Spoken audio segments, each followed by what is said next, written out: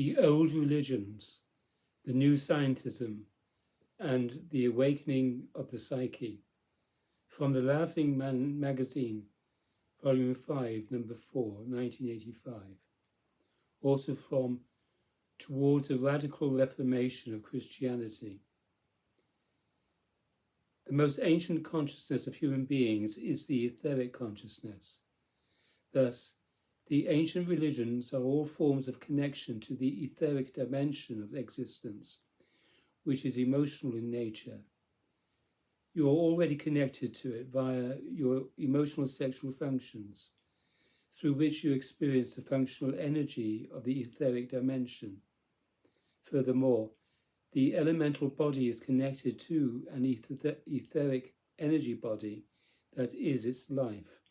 Thus, you participate at all times in the etheric dimension of existence, but because it is more subtle than the physical world, you tend not to be completely conscious and responsible for it.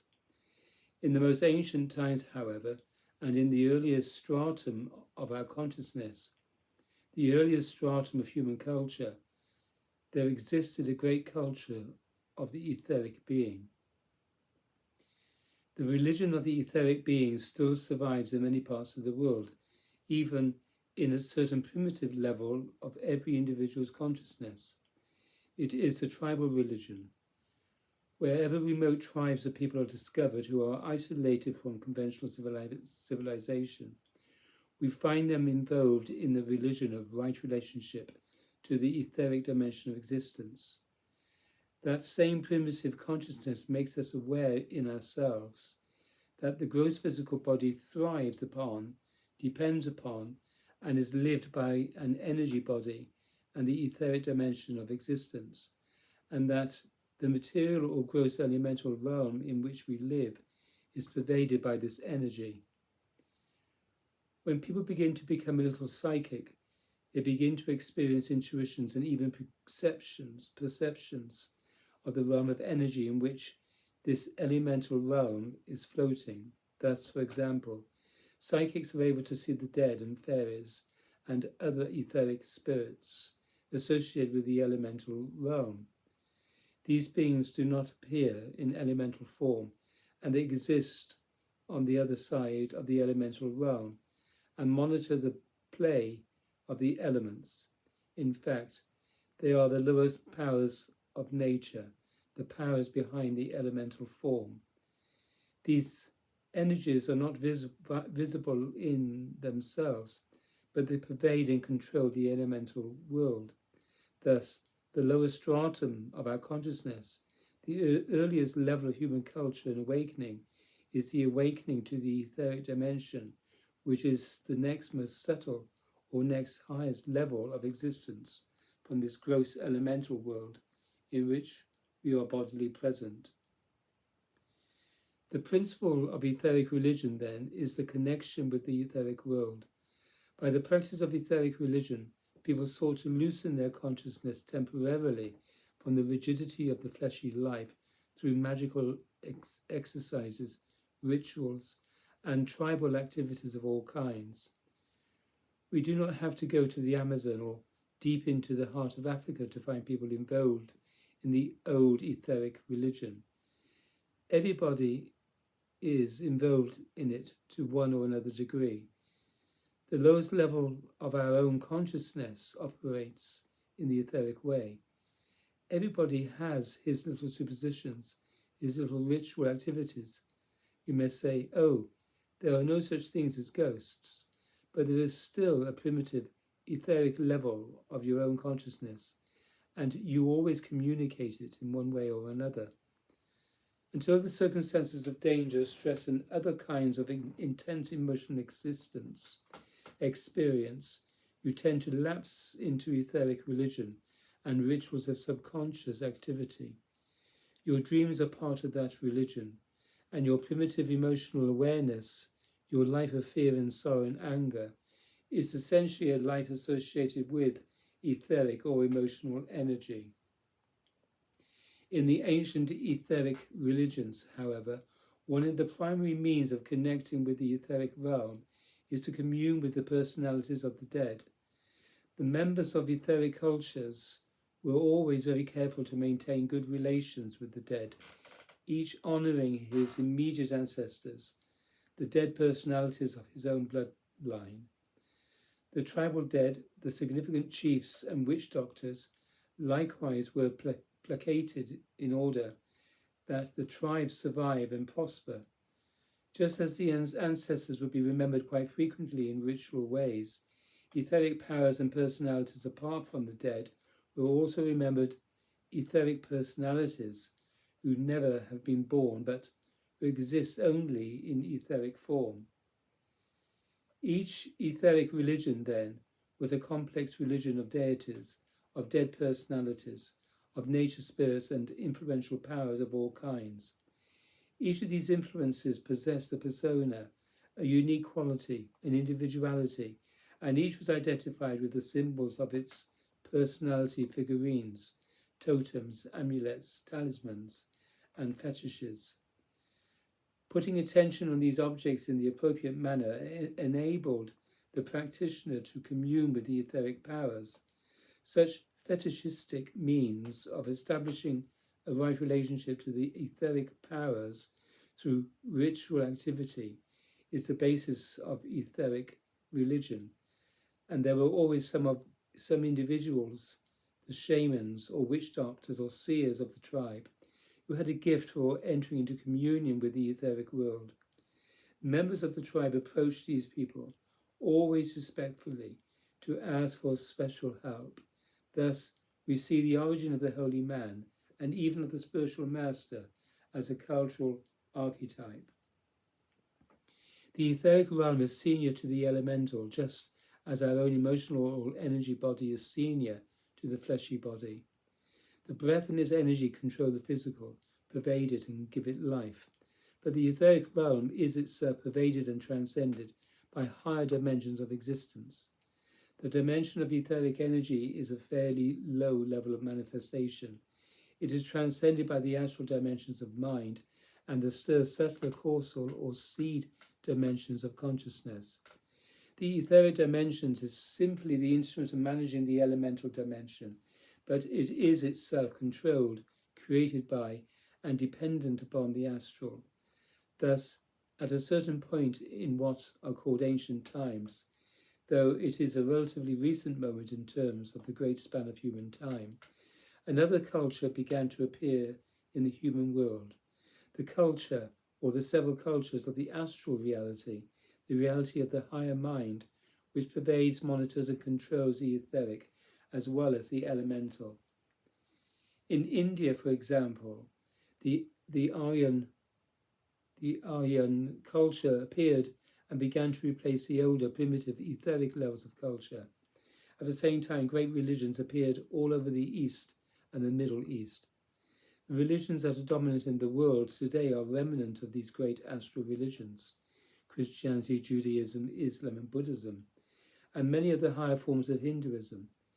These religions seek to turn the attention and consciousness of human beings beyond the elemental and beyond the etheric into the astral dimension, which is higher than the elemental etheric world, or the gross realm of energy and of solid form.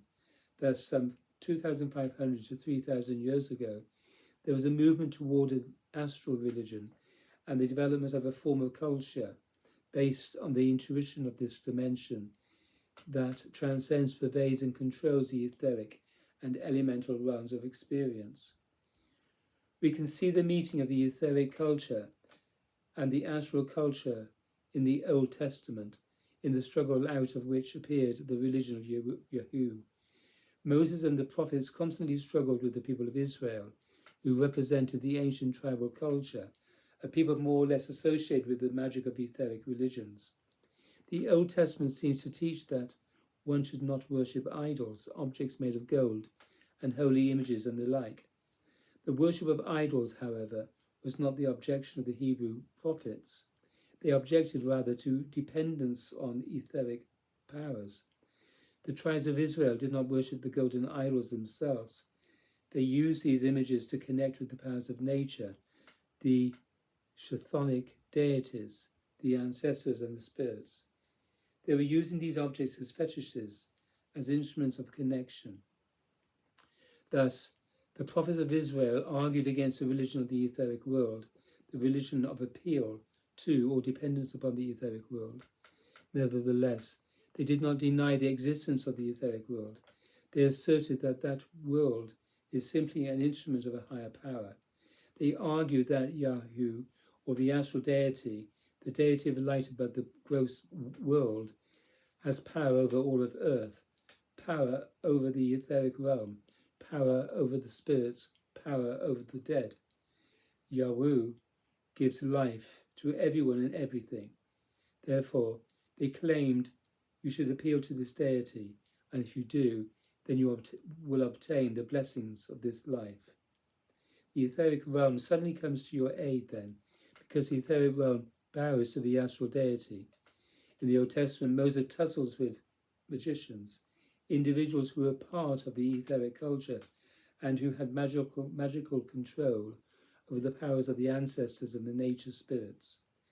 Moses showed that he too had power over those same influences, but he obtained his power by appealing to the astral deity. He showed that his God was more powerful than the etheric gods. When Moses came down from the mountain to find the tribes of Israel worshipping the golden calf, he was furious, although he was not for 1 minute under the illusion that they were worshipping the golden image itself. They were practicing the old religion. That is what he objected to. They were involved in orgiastic activities and other techniques that belonged to the old etheric religion. But they were not just having a party. These practices of the old way were associated with the etheric or emotional realm, and thus also with the sexual realm. Orgiastic sexual activity is always associated with these forms of ritual worship and many other practices that took place that look strange from the clean astral point of view of the Ten Commandments and the new religion that was emerging. Through these activities, the tribes were giving themselves up to the etheric forces in order to bring power into their lives. They were making their peace with the energies that controlled the world. Moses had a new vision of the astral god, Yahu, who was the power superior to those etheric powers. Appealing to the new astral deity required a different kind of activity. One had to adapt to a different way of action, a life that was moral in the sense communicated in the Ten Commandments. Those who adopted the new religion were required to abandon the religion of the etheric powers. Through submission to the astral deity, they could receive the same benefits, because the astral deity is the god superior to the etheric powers. But to commune with the astral deity required a different way of life, a moral and lawful rather than orgiastic and magical disposition. The new Hebrew religion communicated a psychic practice higher than that engaged in the etheric cultures. It was not merely adherence to a mental ideal about religious life or a few behavioral or moral demands, but direct communion with the superior God. Thus, a new kind of priest appeared, who did not appeal to the etheric powers, but he appealed directly to the astral deity, the higher psychic deity, Yahu. There were prophets and priests or great individuals in that culture, just as there were shamans or more psychic individuals in the etheric culture. There were people like Moses, who could apparently enter into more or less direct psychic communion with Yahu and received visions and prophetic inspirations. These individuals had special prominence in the culture, since more ordinary people made their connection with Yahu through the conventional forms of religious activity, which were likewise direct appeals to the higher deity rather than to etheric powers. In India, we see the same influence appearing in, though not altogether characterizing, the higher developments of Hinduism and the Upanishadic religion. And the ultimate result of the emergence of the astral religions all over the world was the combining of the two religions, the etheric and the astral, to produce an odd, complex kind of religion. Thus, in Mexico, for instance, Catholicism combined with the local Indian religion, both religious practices remaining intact in some form. Only great saints manifest the astral religion in its purity in any culture. In this cultural theatre of astral and etheric religion, the priests of the culture argue the astral point of view to the common people, who tend to be associated with the lower desires, the emotional and etheric life, however conscious they may be of their association with etheric powers. The third level of cultural influence is generated by individuals who have passed through the mysticism of astral religion beyond the greater deity of the astral dimension into the transcendental dimension. These are the great sages who fulfill their sainthood to the degree of perfection and pass beyond the play of mind, the play of astral reality. A strain of instruction or culture appears as a reflection of the lives of those people and as an aspect of the higher religious teachings of the world. We see it in the form of Advaita Vedanta and aspects of Buddhism. This transcendental or actually causal culture is never very popular because the mass of humanity is still struggling with the lower levels of vital life and the passage from the etheric dimension into astral consciousness. They are still struggling with vital and etheric purification, still struggling to raise their level of vision. Thus, people do not commonly hear about or respond to the higher philosophical teaching or transcendental and inward self-realization. The sages tend to be exclusive in their consideration. They seek a reality that is exclusive, transcendental and absolute, and that has no extensions in life or mind or world. They are passed beyond the elemental and the etheric into all the realms of mind, and they have gone beyond even the higher dimension of the astral into the realization of the very consciousness of which everything is a modification, and from the point of view of which nothing is necessary. They abide in that consciousness exclusively. Thus, it is the sages who introduce the method that is asceticism to the realm of religion. The techniques of asceticism were not at all part of the old etheric religions. Those religions were based entirely on the psychophysical realities of the gross world and were not inclined to abandon them. The practitioners in the etheric religions might engage in fasting or techniques of self-deprivation temporarily in order to attain a subtle state of mind, but the purpose of such practice was to achieve magical influence or to make magical contact with the etheric realm. Through right connection with the etheric powers, personalities and energies, the primitive ancients sought to survive, to prosper, to gain power over their enemies, to overcome the evil eye, and to circumvent the natural disasters of the world. The astral religions, however, tend toward asceticism and the transcendence of this gross etheric and elemental realm altogether. Thus, it is in the astral religions that we see the exploitation of asceticism and higher mystical activity for the purpose of transcending the world. Astral religions do not, in fact, require the abandonment of this world, but rather the gradual transcendence of this world in mystical visions and contemplation. They do not require a life that is absolutely ascetic, but rather a life that is self-controlled. The sages, however, those who are involved in the intuition of the transcendental reality, see no necessity to a dimension of experience, astral or etheric or elemental. They therefore recommend that the attention be given up to the reality that transcends everything and that is sufficient in itself. Thus, the technique of radical asceticism or of the denial of the world appears through their influence. The trouble with so-called civilized human beings is that they pay lip service to the abstract ideals of astral religions, and they have lost the sense that the etheric dimension actually exists. When the astral religions begin to appear, they were not in any sense based on the notion that there is no such thing as the etheric world of powers and spirits and discarnate entities. The astral religions fully acknowledged that these things existed.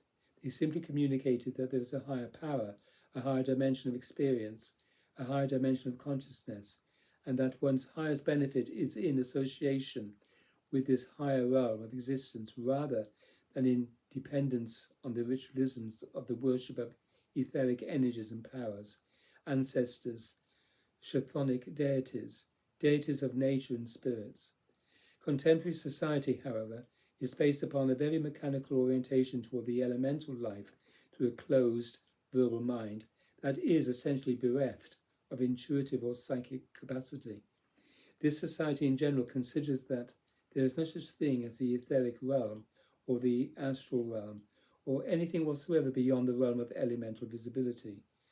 Even as individuals prattle on about Jesus and Moses and Muhammad and Gautama, they do not have any sense at all of a higher or subtle dimension. They are not even as sophisticated as the tribal religious people of old, who at least had a connection to etheric forces that really did affect their lives. Common people remain common, not very illumined, and over time, the propagandizing of astral religion has led people to forget that the etheric dimension exists. Not only do they fail to enter into relations with the etheric dimension, they also have not realized the mystical activity that permits the connection to the astral religion. The result is a very low class of humanity who have no real sense of the nature of the universe, who cannot accept basic truths about the universe, about consciousness, about the psyche. Such individuals have no way of connecting with what is real. They only go to their jobs and watch TV. They have no consciousness at all. At this present time, then, we do not have a higher level of culture. We have instead a non-culture, dead humanity. This cultural emptiness is complicated and made ominous by constant propagandizing against the awakening of the psyche. The psyche is kept asleep by our mechanistic scientism and religious movements that are bereft of divine life and even of etheric energy and astral vision. No psyche remains in them. They do not permit the flowering of the psyche, the awakening of the consciousness. Dreams are anathema. Mysticism is anathema. Enjoying ecstatic states is anathematized by our hard-edged materialistic thinking. Even the old religions haven't become full of doubt because they have lost their connections with the realms of psyche and power, are themselves influenced by the pervasive scientific and materialistic thinking that does not sense the etheric level of reality, not to mention the astral dimension of the transcendental consciousness. Many people claim to be religious and be profoundly committed to traditions that belong to a higher view of human culture, but very few people have a sense of the powers behind the world or an experiential understanding of the psyche or a moral grasp of what it truly means to be religious, or a heartfelt commitment to how one must live in order to realize a truly religious life and destiny. True religion is to enter ecstatically into the domain of radiant existence that is beyond the limited personal self or ego or body-mind. It is to engage in higher intuitive, mystical, moral and emotional processes that lead into and then beyond the realms of the psyche and even all the realms beyond material visibility. It is a way of making positively creative changes even in one's material or physical life, as well as passing consciously beyond this gross physical life into another destiny, even while alive, and also at death. However, very few people have any understanding of this process, or even any hope that such a process may actually exist. It is only later in time, in the recent centuries of objectively glamorous civilization, that people have lost or begun to deny their psychic connection to the universe. And it is only in such exclusively materialistic or world-conquering civilizations that religion has become nothing more than a collection of behavioral precepts for downtown life, for how to manage your business, how to be completely fulfilled as a person, and so forth. But true religion is not based on the emotionally dissociated superficialities of conventional worldliness. True religion is based on the psychic connection to reality. There can be no true religion without profound psychic activity. True religion expresses the inherent disposition and motive of the psyche, or the intuitive feeling core of man. The contemporary religion of civilized populous societies has little or no psyche remaining from its psychic feeling origins. The psyche is taboo to science and industry. Only the verbal mind is permitted to priest our destiny with all the automatic nonsense of meaningless, heartless rituals and objective beliefs. Such civilized religion is not based on a sense of the invisible forces with which we need to enter into right association in order to live well and be happy, in order not to be undone, bound up, smothered, and destroyed by the elemental movements in nature. All true religion and spirituality are founded in the way of the psyche, which contains a secret pathway that leads beyond the realm of nature. In order to live such a true religious way of life, individuals must enter psychically into the play of their experience in the material or objective universe. We must move beyond the self-bound stupidity of the verbal mind, which has no sympathy, no heart, no feeling, no psyche. We must move beyond the unhappy and degenerative stupidities of the mere bodily exploitation we inevitably engage when we are frozen in this mind without a psyche. The usual man in our time is limited only to verbal thinking and exploitation of his physical experience. Everything else is taboo, or else confounded by complications. The usual man cannot go beyond the hard-edged appearance of the physical body and the apparent objectivity of physical experience, because he has not permitted his own deep psyche. The psyche is the deep disposition of union with that which is radiant and alive.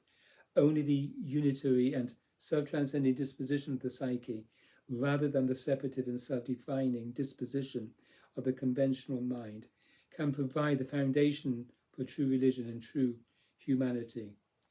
What is precisely and devastatingly wrong with the universal scientism of modern society and all the forms of mass politics that are derived from that scientism is that the modern scientific and political worldview does not permit the human being his psyche and the way of the psyche.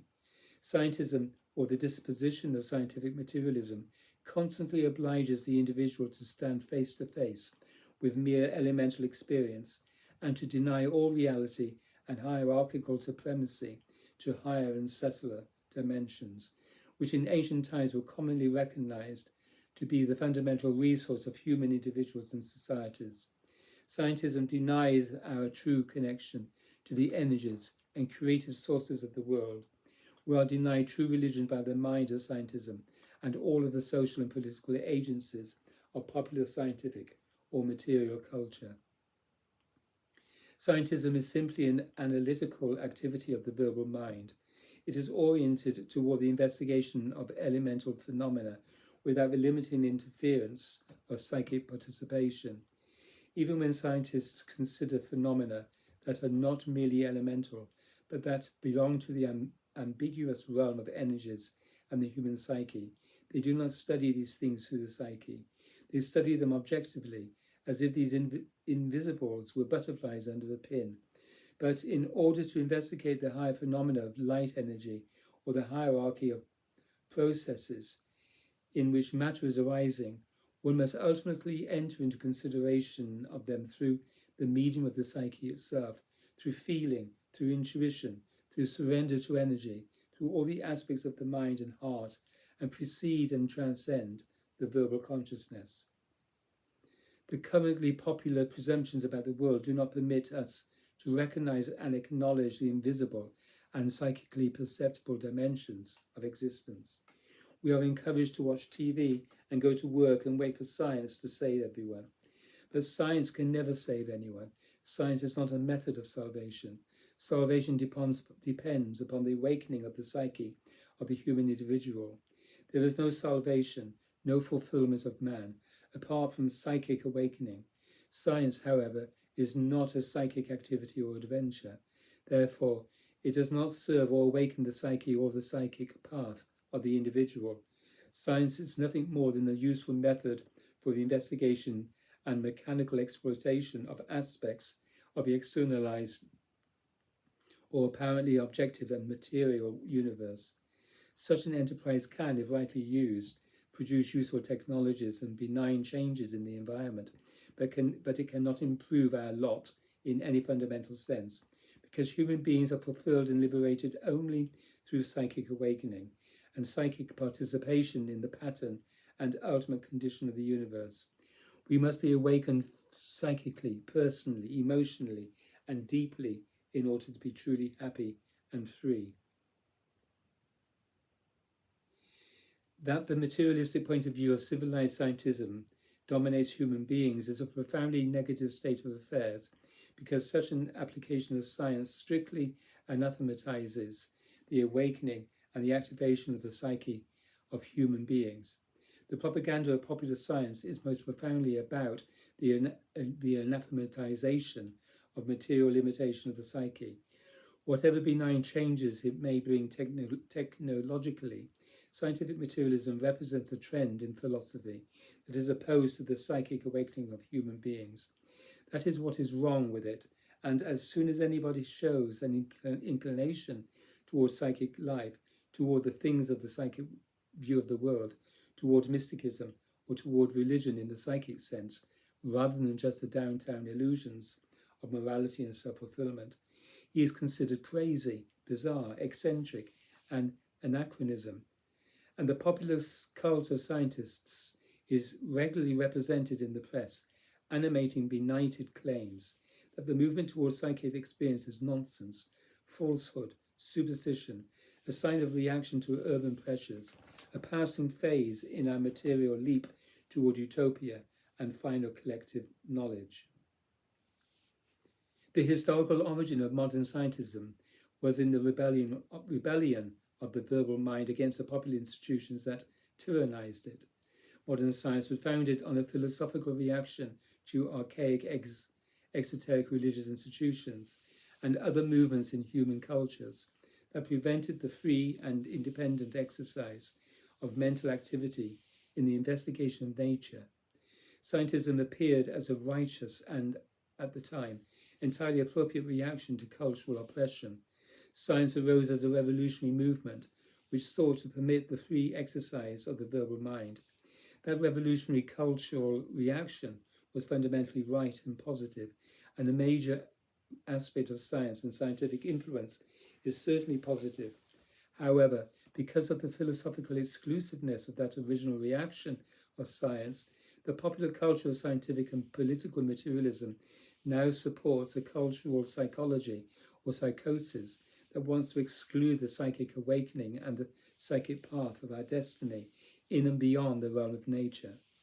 Therefore, such scientism represents a new kind of oppressive exoteric priesthood, a different kind of church against which others must now rebel. There must be the free exercise of the verbal mind and of intellectual inquiry, but there must also be the free psychic and spiritual exercise of human individuality. Human beings must be permitted psychic association with the great universe. If such is denied them, they become crazy and dangerous. And that is exactly what has happened. These few hundred years in which the modern and materialistic scientific point of view has gradually become dominant have emptied human culture of its higher psychic associations and aspirations. Now we are looking toward a future of technological domination, a heartless world, a human world without psyche. It is not only political totalitarianism that is represented in the image of the future of science function.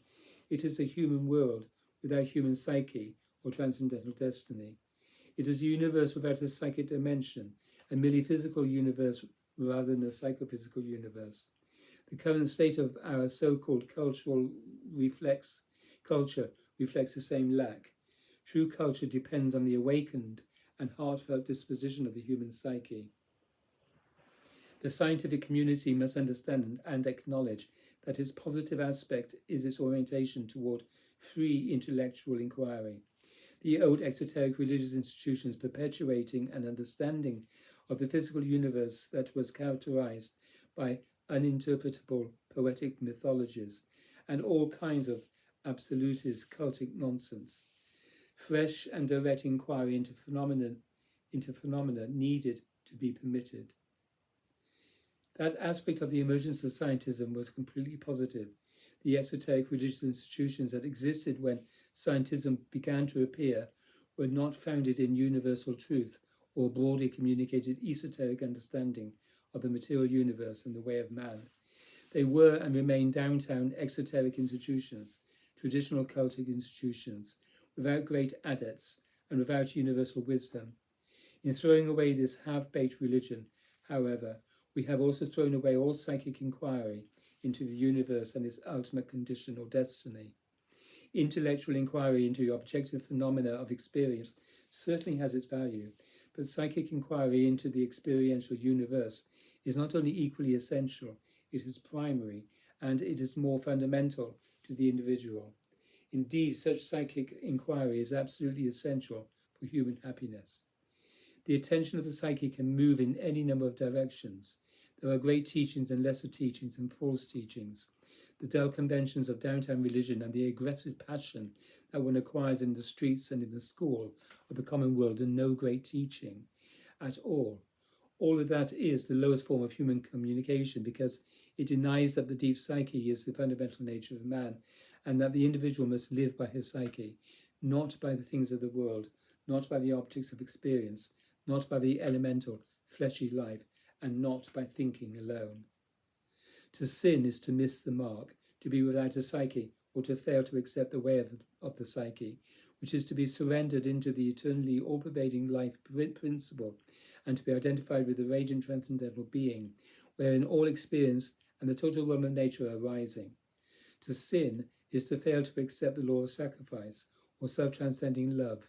It is to be enarmored of things themselves, to have lost the psychic and feeling connection to reality, and to be turned in on yourself without free consciousness. To be awakened from sin is to meet the mark, to be awakened in your psyche, in your heart. Man must live by his psyche, his unqualified feeling nature. He must enter psychically into relationship with the powers of the world, into the relationship with the ultimate power, the absolute God of the world. If he does not, he is deluded and seems to be destroyed. The function of the adept or spiritual master is to restore this understanding, this awareness, to reveal the true significance of all experience. The adept spiritual master does not represent the glorification of any single convention of human experience. He is awake in the midst of all experience, all the psychophysical phenomena of human life. Therefore, such an adept can establish or re-establish a culture based on the perfect realization of truth, in which all aspects of the structure of human experience are rightly understood. Man must realize the right sympathy with the etheric life of energy, feeling, and life force. Man must also ascend through and beyond the etheric life in his astral or mystical, higher mental, and intuitive structures of consciousness. He must also evolve beyond the subtle inward dimension into the transcendental realization of reality. We cannot even exclude bodily life in our realization of the absolute. We must become a sacrifice, even bodily, into the absolute being and radiant living truth. Our action and our adaptation, while alive, must represent a right relationship to that absolute reality, and through that relationship to all of the manifestations of the universe and of man that proceed from that absolute. All things work together for the good of individuals who remain in right association with the absolute reality or living God. They are awakened, they see through the limits of their experience, and they transcend the phenomena that bind and contain them. The adept spiritual master communicates the entire way of the psyche, the way of life in truth, and the right disposition toward all of the phenomena of experience. Therefore, he must criticize all of the forms of exclusive acculturation, all of the less than absolute religions and persuasions. You may hear me criticize all kinds of religious and psychic and mystical approaches to the divine reality, but I will not deny what is useful in them. I criticize the exclusiveness in every point of view and the limitation of experience and understanding that is evident in each kind of approach. Just so, I also constantly criticize the social and cultural conventions of ordinary worldly life, not because people enjoy themselves.